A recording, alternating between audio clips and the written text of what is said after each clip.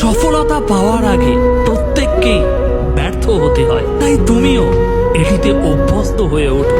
দিনের শেষে ব্যর্থতা তোমাকে বুঝতে সাহায্য করবে তোমাকে কোন পথে এগিয়ে যেতে হবে।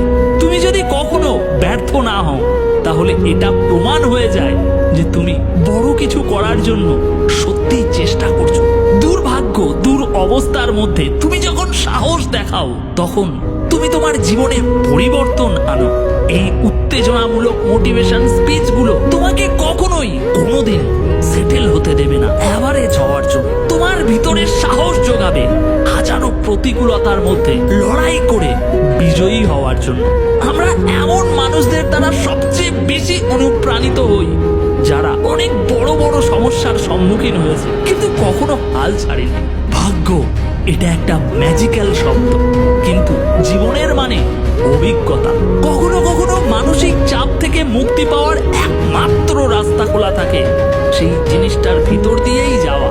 কখনো কখনো জীবনের চ্যালেঞ্জগুলোকে কাটিয়ে ওঠার একমাত্র উপায় বেঁচে থাকে লড়াইয়ের মুখোমুখি হওয়া। লাইফের প্রত্যেকটি ব্যাটেল আমাদেরকে অমূল্য শিক্ষা দেয়। হয় সেই শিক্ষা থেকে আমরা শিখতে পারি, কিংবা সেটা অস্বীকার করে দিতে পারি। From a evolutionary perspective, the human mind's primary goal তোমাকে সুরক্ষিত রাখা, নিরাপদ রাখা। কিন্তু কখনো কখনো এটা নিজ ক্ষতি, নিজ পরাজয়ের দিকে তোমাকে পরিচালিত করে।